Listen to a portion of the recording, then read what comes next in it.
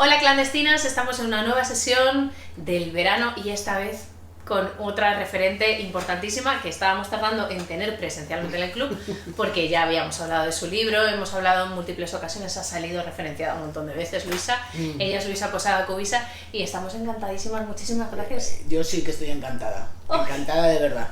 Pues además, no creo que haya nadie que no la conozca, pero si no la conocéis, ella es profesora de filosofía, ¿qué tal por las universidades? Bueno, pues en las universidades el ambiente cada vez está más, digamos, pro queer y de ese tipo de investigaciones y de ese tipo de tendencias, no solo entre el alumnado, sino también entre el profesorado. Sí, a nivel académico, A nivel académico hay una instalación del paradigma posmoderno pro queer bastante notoria.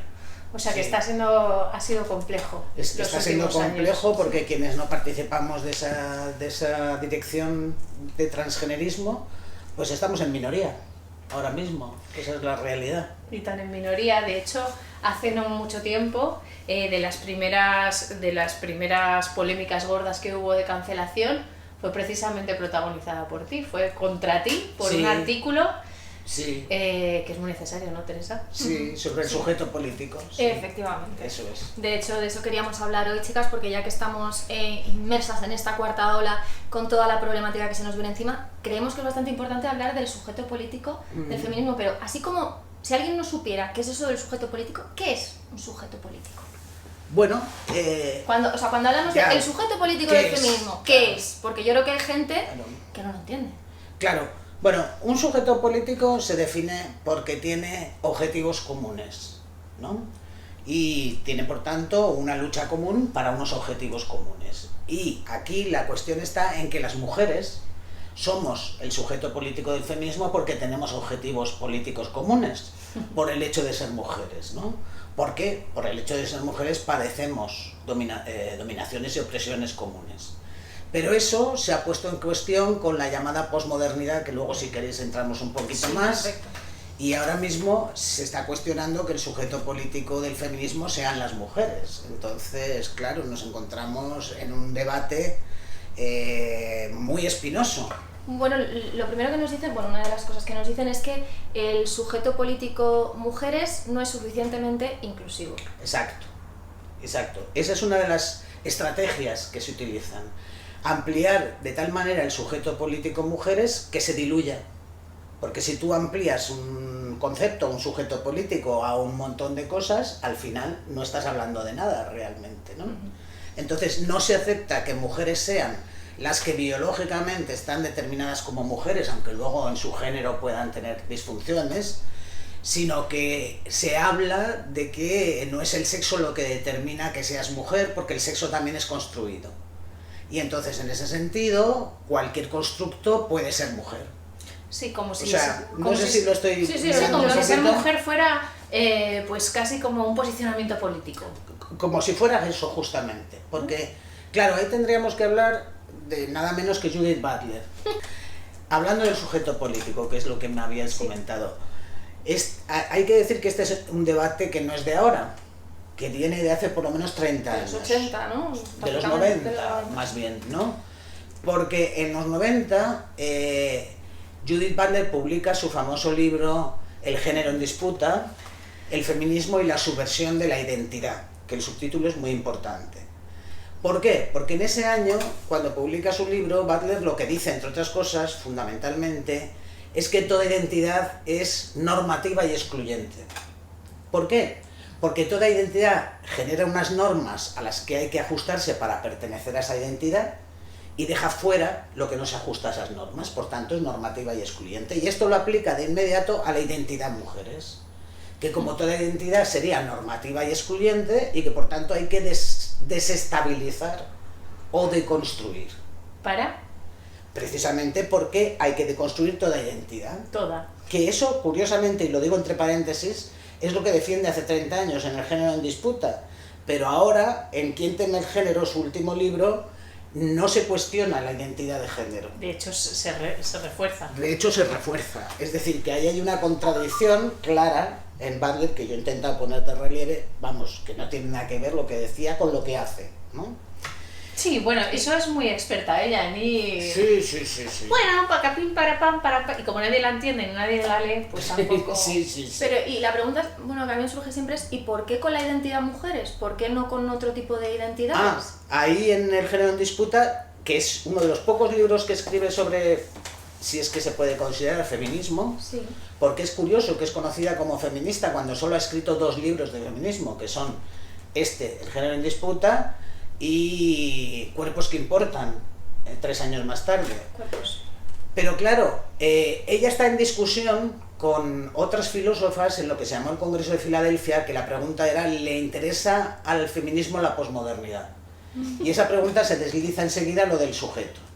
Y cuando ella dice esto, y lo aplica a la identidad mujeres prioritariamente, hay otra filósofa que se llama Sheila Benjamin que le contesta, pero si deconstruimos la identidad mujeres, nos quedamos sin sujeto político que pueda llevar adelante el proyecto de emancipación que el feminismo es. Lo comentas en el libro y es súper Exactamente. interesante eso. Es decir, si el feminismo es un proyecto de emancipación, tiene que tener un sujeto que lo asuma como propio. Claro, porque el feminismo no es un movimiento identitario, es un movimiento político. Exactamente. Si tú lo conviertes en un movimiento identitario, estás hablando de otra cosa. De individualismo, para empezar, Por ejemplo, claro. que no tiene nada que ver con algo colectivo, una lucha colectiva. tiene Y ahí no agenda. necesitarías un sujeto Por supuesto, político. lo que claro. tienes es a un individuo y a los deseos del individuo, Exactamente. los derechos. Exactamente. Y claro, ese debate que se dio en el 90, o sea que imaginaos, hace 30 años estamos hablando, después se publicó en el 95 el congreso que estaba Benjamin, estaba Butler, estaba Fraser, estaba otra que nadie nombra porque la pobre no entró en ese debate, que es Drusilla Cornell, y se publicó en el 95, pero no ha sido traducido. Pero estamos hablando, por tanto, de casi 30 años, que hace 30 años ya se cuestionó el sujeto Sí, pero político hace del 30 feminismo. años en un congreso en Filadelfia, en un ámbito superacadémico, Superacadémico. elitista a muerte, quiero decir. Totalmente. ¿Quién puede acceder a esa información y quién puede entender de qué están hablando estas señoras académicas? Totalmente, porque en las universidades estadounidenses además están mucho más aisladas del resto de la sociedad. Es decir, como tú dices, son superacadémicas y no tienen relación con la sociedad, tienen mucha menos que aquí. Pero claro, a mí lo que me interesa señalar es que ese debate surge en la teoría feminista, pero después se desplaza a otros ámbitos extraacadémicos y a otros países. Con mucha rapidez Con mucha rapidez. y con mucho dinero. Y por- Exactamente. Y con muchos intereses detrás. Ahí estamos, ¿por qué? O sea, ¿por qué esto que es minoritario, que es tan específico y tal, de repente tiene la trascendencia que ha tenido? Quizá porque sirve para entrar dentro de los espacios feministas. Por supuesto, que se dio en el 90, o sea que imaginaos, hace 30 años estamos hablando, después se publicó en el 95 el congreso que estaba Benjamin, estaba Butler, estaba Fraser, estaba otra que nadie nombra porque la pobre no entró en ese debate, que es Drusilla Cornell, y se publicó en el 95, pero no ha sido traducido. Pero estamos hablando, por tanto, de casi 30 años, que hace 30 años ya se cuestionó el sujeto Sí, pero político hace del 30 feminismo. años en un congreso en Filadelfia, en un ámbito superacadémico, Superacadémico. elitista a muerte, quiero decir. Totalmente. ¿Quién puede acceder a esa información y quién puede entender de qué están hablando estas señoras académicas? Totalmente, porque en las universidades estadounidenses además están mucho más aisladas del resto de la sociedad. Es decir, como tú dices, son superacadémicas y no tienen relación con la sociedad, tienen mucha menos que aquí. Pero claro, a mí lo que me interesa señalar es que ese debate surge en la teoría feminista, pero después se desplaza a otros ámbitos extraacadémicos y a otros países. Con mucha rapidez Con mucha rapidez. y con mucho dinero. Y por- Exactamente. Y con muchos intereses detrás. Ahí estamos, ¿por qué? O sea, ¿por qué esto que es minoritario, que es tan específico y tal, de repente tiene la trascendencia que ha tenido? Quizá porque sirve para entrar dentro de los espacios feministas. Por supuesto, sirve para dar en la línea de flotación, digamos, del feminismo. Porque si tú te cargas al sujeto político, te estás cargando un movimiento, ¿no? Como pasó, digamos, en otros términos, con el marxismo, cuando se cargan el proletariado, pues ya Claro, el claro. movimiento se diluye. Pero claro, ¿qué pasa después? Pues que esa cosa que rápidamente, como decís, por intereses además, se va desplazando y va ampliando, y es el problema que tenemos ahora del sujeto político, ahora 30 años después, pues eso crea lo que, siguiendo a Butler, se van a llamar un posfeminismo. Y en ese posfeminismo el sujeto ya no son las mujeres, no lo son, sino que es una alianza de identidades o de posiciones que serían inestables, que cambiarían, que serían contingentes y que se alían frente al orden que llaman ahora heteropatriarcal. Y serían, pues estamos hablando de transgénero, transexuales, bisexuales, es decir, que entramos de lleno de la mano de Butler como libro de cabecera en la teoría queer. Hay una cosa que dices en el libro que dices, bueno, vale, un posfeminismo, pero podemos hablar de pospatriarcado. Claro, esa es la cosa, porque no solo se habla de posfeminismo, fíjate, Teresa, se habla de posfeminismo. Paul Preciado, el filósofo queer por excelencia, habla de posmujer. Posmujer, efectivamente. Posmujer. Que yo no conozco ninguna, ¿tú? Y yo tampoco. No sé. Efectivamente. Hay alguna igual ahí que nos escriba. Igual hay alguna. Él mismo debe ser la posmujer. Él será la posmujer porque como ha pasado a convertirse en hombre. Claro. Pues la posmujer es un hombre. Oye, exacto, es genial. Que el la futuro de la es un mujer hombre que se inyecta testosterona. Exactamente, sí, eso es lo es que su idea de lucha contra el patriarcado. Eso es lo que él dice en Texto Yonki, en su libro Texto Yonki, o sea, es la solución que da básicamente, ¿no? Claro, para que entonces, vamos a deconstruir y desarticular el patriarcado. Pero no, unámonos a sus filas ganadoras. Convirtámonos en una parte... los dominadores. De los dominadores, ya que no podemos dominar, vámonos con los dominadores, esa es un poco la idea. ¿Y sobre quién vamos a dominar si todos somos dominadores? Es que yo creo que en la idea de estos pensadores no está que todos vayamos a ser amiga, dominadores. es que ahí está claro, el tema. porque hay una esencia, ¿verdad? Como esto va de esencias y de ideas, debe de haber una esencia de dominadas y una esencia de dominadores que no tiene por qué coincidir con tu cuerpo. No, y además yo creo que seguiría habiendo una gran mayoría de dominadas.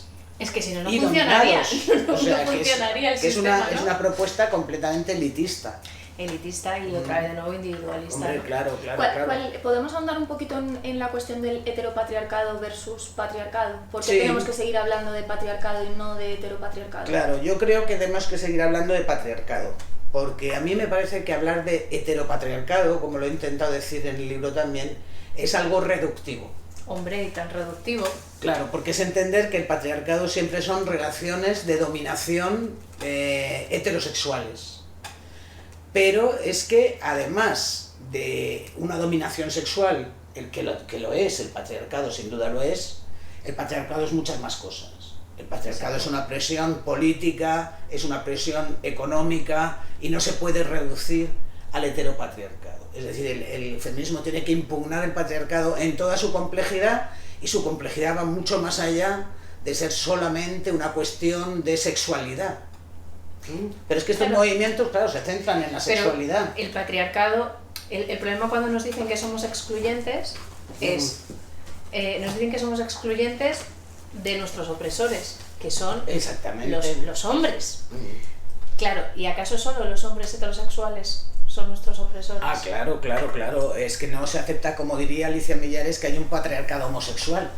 Claro. O sea, que esto lo dice Alicia Millares muy acertadamente, ¿no? Es que no solamente el patriarcado es heterosexual, es que no podemos decir eso. Claro. Porque entonces, ¿qué pasa con el patriarcado y la misoginia de varones que no son heterosexuales? Y que los hay, y que hay muchos, y cada vez los vemos más. Bueno, ¿no? porque la socialización masculina es común a todos los hombres independientemente de su orientación sexual. Totalmente. Y dentro de esa socialización está el que les educamos para que los hombres no acepten ningún límite, incluso el límite de decirles, no, esto es un espacio exclusivo para mujeres. Por supuesto. Por ejemplo, o no puedes tener un hijo si no estás con una mujer, o aunque sea no una relación afectiva, sexual, sino afectiva. O sea, Claro.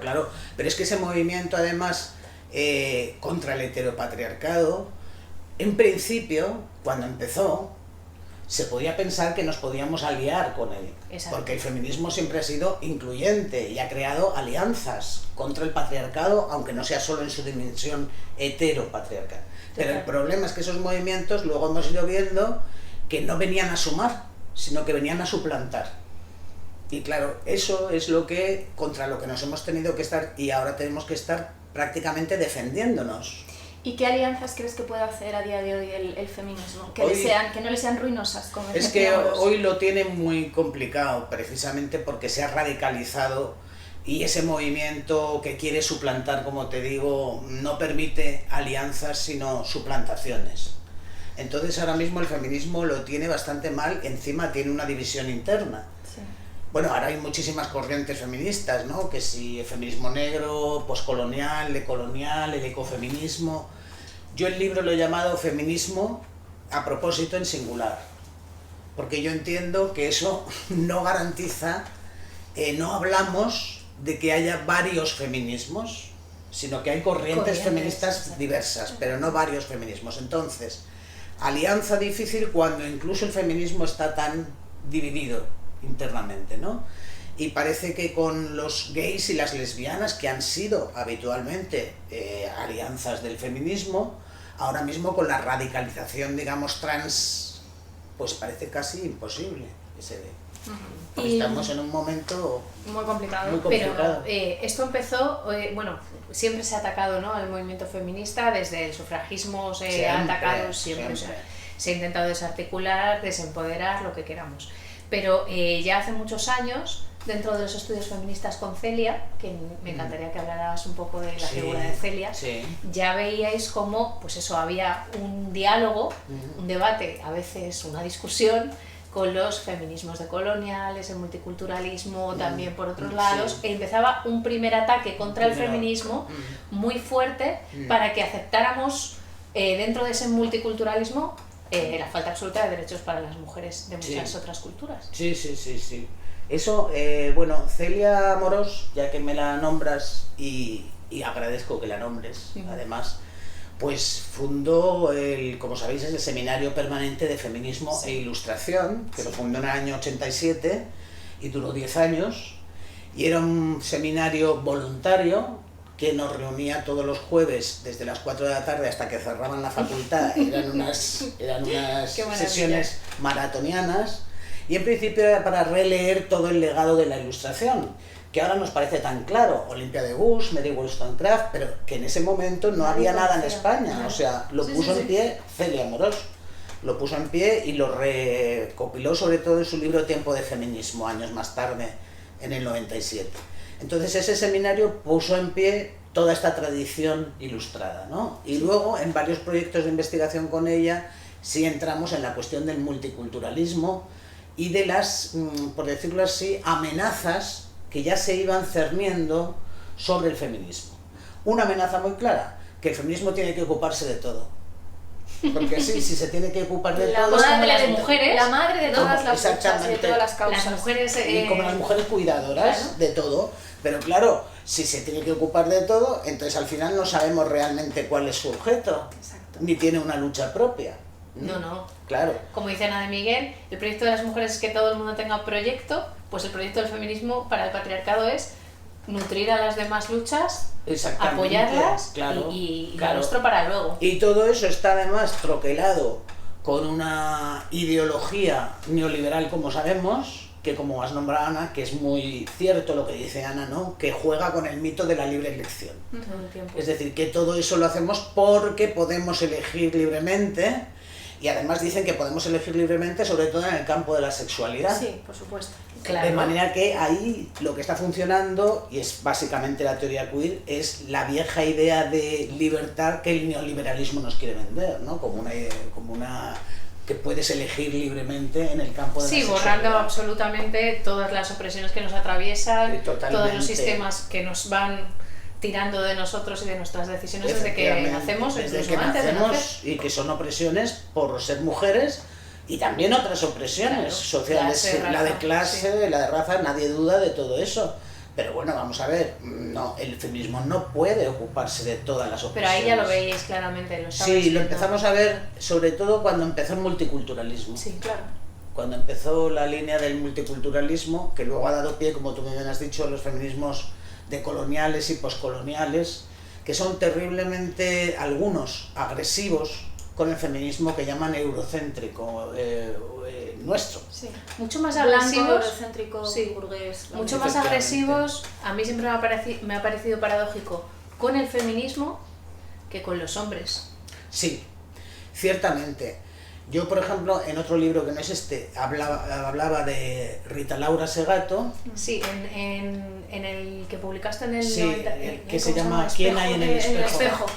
¿Quién hay en el espejo? El feminismo en la filosofía contemporánea. Y ahí hablaba de Rita Laura Segato, manteniendo que ella es primariamente comunitarista y multiculturalista y solo subsidiariamente feminista.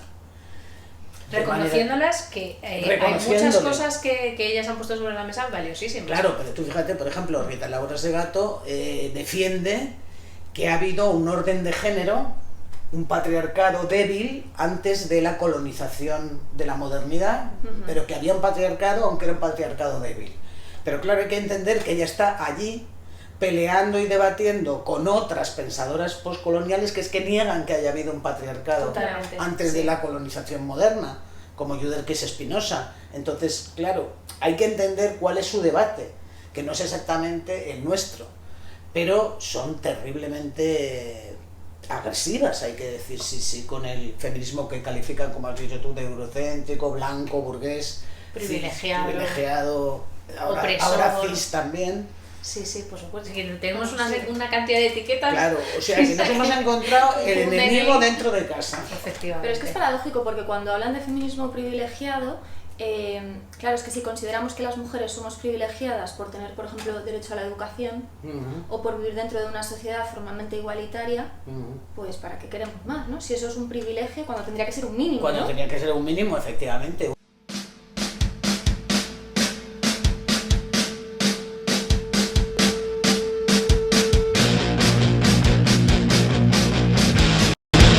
Nada, empecemos. ¿Qué tal? ¿Qué tal con las lecturitas? Pues nada, ¿habéis elegido un temazo? Sí. Hola, pum. Primero de todo, muchísimas gracias por uniros a esta aventura. Es un espacio seguro, por eso también queríamos que solo fuera de mujeres. Entonces que os sintáis libres, ¿vale? De hablar, de preguntar. Bueno, a ver, chicas, una mujer que hizo tanto, que sentó las bases de la teoría que hoy en día nos sirve tanto a las mujeres, ¿cómo puede ser que acabara así, ¿no? Con tan poco reconocimiento. Lo único que ya sabéis, las que no lo habéis visto, vamos a hacer spoilers hasta morir.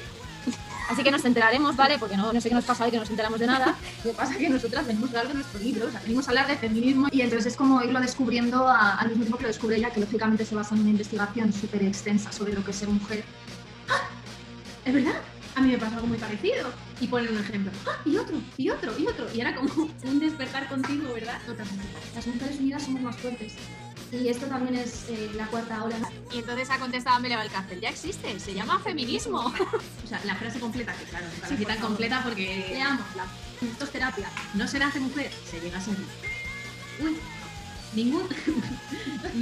Joder, qué oportuno. No sabemos qué ha pasado, la verdad. Vale, o sea, a mí me hubiera encantado que me regalaran un libro. Aquí que estamos haciendo publicidad, os juramos que no nos pagan, ¿eh? No. Esto lo hacemos porque es que son pero obras sí que de nos los arte. han regalado. Nos los han regalado. Ya no, pues, tenemos hoy una invitada de honor. Pues no sé si a vosotros os pasa, pero a las mujeres en general nos ocurre que no siempre hacemos lo que deseamos hacer. Individualidad, subjetividad, no sé cuántis. Espera, que me vuelvo loca. Pues no, al final, como dice Ana de Miguel, el proyecto de las mujeres es que todos los demás tengan proyectos. Habéis contestado las estadísticas, espero que todas, y ha ganado Unorthodox. Porque es muy fácil, leche, ver en una comunidad ultra ortodoxa las barbaridades. Siempre han hablado con nosotras. Recomendadísimo. Me da igual quién sea la relativista o el relativista cultural, pero realmente ellos lo que piensan es que no tienen derecho a los mismos derechos que tenemos nosotras, ¿no? ¿Qué estamos haciendo nosotras aquí en Zoom ahora mismo? Leyendo libros, artículos. ¿Para qué? ¿Para qué? Señoras, pongan el culo en sus cámaras y desafíen a las religiones patriarcales. Ay, menos mal que me dan permiso, chicas, tenía unas ganas locas. La intención en cuestionar a los hombres y su papel dentro de las sociedades. ¡Coño! Si ellos nunca, o sea, yo nunca he escuchado a un tío decirle a otro, ¿y cómo te sientes? Tiempo para la ira. Tenemos que ver, es como en todas las cosas, quién te está aplaudiendo el discurso para sospechar. Siempre está la pregunta, ¿podemos diferenciar la obra creativa artística del ser, del creador? Unidas, que se puede soñar en grande. Y que el feminismo es utópico. Pero hagamos que el resto se posicione, pero de verdad. Pues nada, que Pues nos nada, vamos a ir yendo ya. Que son las 10 de la noche, que un placer. Muy buenas aportaciones todas, chicas, Sí. muy bien. Y nada, felicitaros por la iniciativa de encontrarnos así clandestinamente. Mola, está chulo. Para aprender juntas y para sumar juntas, que además con los tiempos que corren es súper necesario. Os espero para la próxima, que repito seguro. ideas brillantes que nos unen y que nos hacen pensar. Listo, yo me sumo a todo. Nos estamos acompañando todas a todas, pero para mí siempre es una alegría estar junto a vosotras, siempre. Lo sabemos, sí, sentimos cerca. Esto del club era mentira, no era para vosotras, para nosotras. para teneros cerquita y para recordar por qué hacemos esto. Grande, chicas. Gracias. Es un orgullo estar a vuestro lado. Sí, muchas gracias, chicas.